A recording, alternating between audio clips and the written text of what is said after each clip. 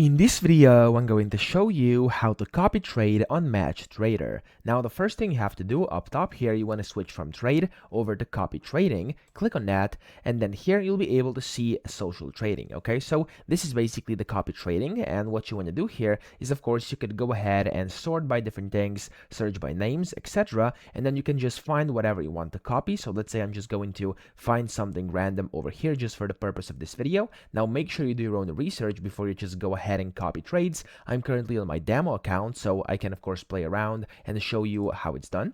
And then you want to go here, view the details, and then when you view the details here, you'll then be able to copy. Now you could go ahead and click on this copy button up top, or just click on the copy button over here. So let me find it again. There we go. You want to click on this copy button, and then here it's going to basically allow you to do different subscription options. Here, as you can see, you can type in different things. You could go ahead and do it manually. You could go ahead and do whatever you want here, the stop losses, take profits, stuff like that.